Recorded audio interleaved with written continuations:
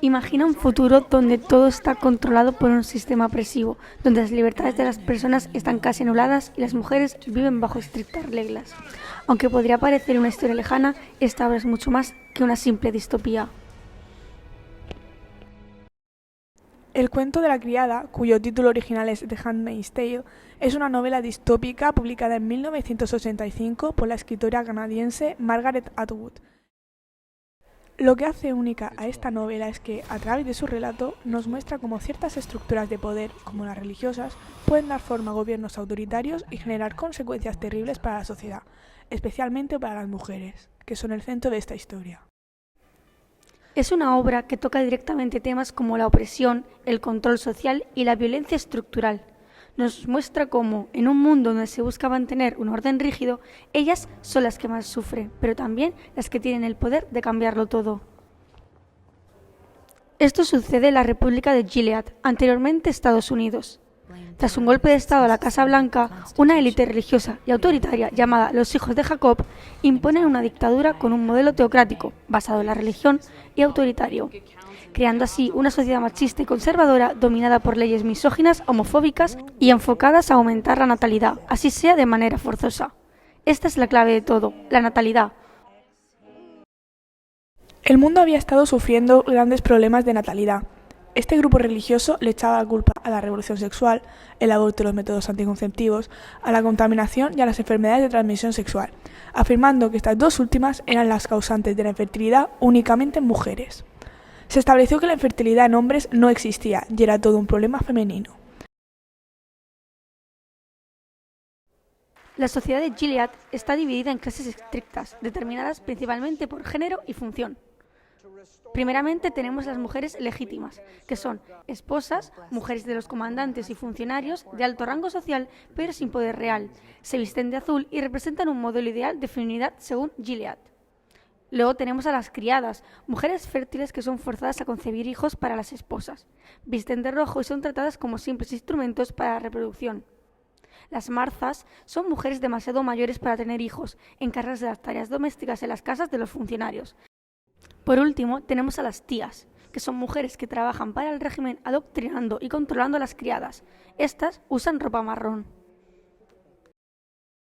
Luego tenemos a las mujeres ilegítimas, que se dividen en no mujeres y las Jezebels. Las no mujeres son aquellas mujeres que son infértiles y no están casadas, feministas, lesbianas y monjas. Las Jezebels son prostitutas que trabajan en clubs ilegales y a ellas se les permite la esterilización, aunque sea de forma ilegal. Los hombres, por su parte, se dividen en comandantes, que son los funcionarios y los líderes del régimen, hombres con poder absoluto, que supervisan las leyes y controlan las instituciones.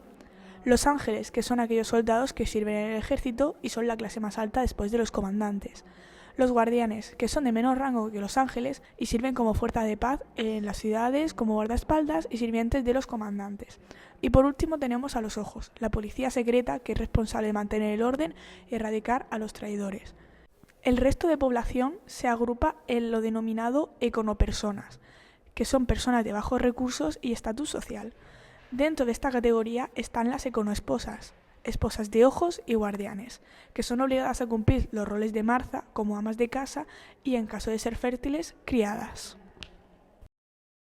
Esta estructura opresiva está diseñada para mantener el poder del régimen y su control absoluto sobre la población, especialmente sobre las mujeres fértiles, quienes son despojadas de toda libertad e identidad propia.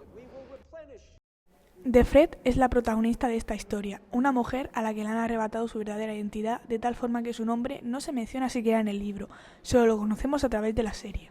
Ella es June, que antes del golpe de estado vivía con su esposo Luke y su pequeña hija. Ahora, en el nuevo régimen establecido, ha sido convertida en criada y asignada a la casa del comandante Fred Waterford.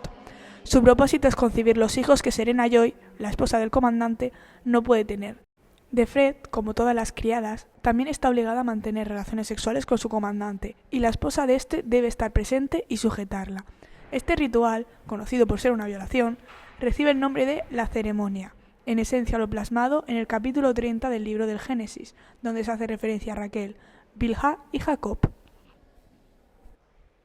Viendo a Raquel que no daba hijos a Jacob, tuvo envidia de su hermana y decía a Jacob: «Dame hijos, o si no me muero».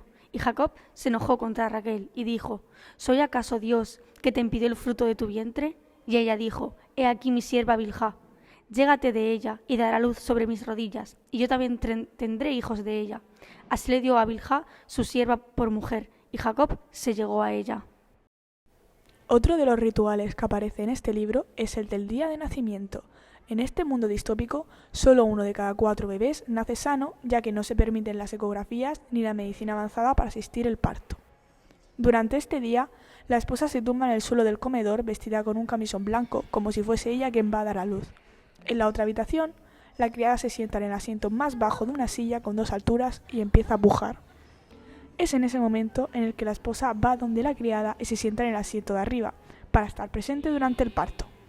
Una vez ha terminado el parto, la esposa se tumba en una cama con el bebé recién nacido en brazos y el resto de esposas la rodean y celebran el nacimiento de su nuevo hijo. En este régimen también existen condenas para las criadas que no consiguen concebir antes de los 6 años, o para cualquier mujer cocinera y limpiadora como las marzas, adiestradoras de gestadoras subrogadas como las tías, o para las cuidadoras de hijos, las esposas, que no cumplan con estas estrictas normas. Estas condenas suelen ser el aislamiento en las colonias, donde las mujeres deben trabajar labrando y cultivando una parcela de campo contaminado. La mayoría no logran sobrevivir más de 3 años por la radiación. Este castigo es un símil a los campos de concentración del Holocausto.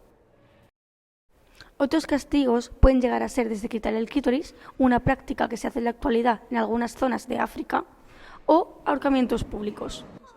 Los hombres que han violado criadas o que han puesto en riesgo la vida de los bebés son asignados a manos de las criadas y éstas los asesinan. La trama, aunque imaginada, no está tan alejada de lo que hemos vivido en diversas sociedades a lo largo de la historia, y en algunos lugares del mundo sigue siendo una realidad. El caso más cercano a nosotros en España es durante la dictadura franquista, donde las mujeres perdieron todos sus derechos ganados en 1931, como la igualdad ante la ley o poder tener una cuenta bancaria. Algo exactamente igual a lo que ocurre en Gilead. Desde 1939 a 1975 se impuso un modelo de mujer totalmente dependiente de la figura masculina, padre, hermano, marido o hijo, solo pudiendo hacer cosas con el permiso de estos. Con el régimen, la mujer pasó a asumir el papel obligado de madre y esposa. Durante el franquismo, en la Iglesia también estuvieron presentes instituciones católicas como la Confederación de Mujeres Católicas y la Juventud Femenina de la Acción Católica. Sus principales funciones fueron la vigilancia de la conducta moral y cumplimiento de los ritos católicos, rol que es similar al papel de las tías en la novela. Las mujeres republicanas fueron las más castigadas y señaladas porque parían hijos enemigos de España, y por ello a muchas les rapaban la cabeza y les daban aceite de ricino, para pasearlas después por las calles con el fin de humillarlas. El régimen franquista fue impulsor de la segregación entre hijos y madres rojas, con el objetivo de evitar que los pequeños se contagiaran de la ideología de sus madres. Aquí empezó el problema de los niños robados, donde algunas monjas decían que los niños nacían muertos para llevárselos y que fueran criados por familias cristianas conservadoras. El aborto era delito, no había información sexual y ningún medio anticonceptivo. La mujer debía ir vestida según el régimen lo estableció, sin escotes, con faldas largas y holgadas que no enseñaran los detalles del cuerpo ni acapararan atenciones indebidas. Estaba totalmente prohibido que llevasen pantalones. Además, las mujeres jóvenes no podían ir solas ni ir acompañadas de hombres que no fueran de la familia. Toda su vida estaba basada en ser la madre y esposa perfecta, por lo que la única educación que recibían era para esto, para convertirlas en buenas esposas y madres. Y sin centrarnos solo en las mujeres, el régimen estuvo marcado por la violencia, la represión y el miedo, ya que cualquier persona, familiar o vecino puede acusarte de roja o rojo, de estar en contra del régimen, y estos que acabasen con tu vida, por lo que vivían en constante tensión y por ello cumplían todo lo que se les decía, algo muy similar a lo mencionado en el cuento de la criada.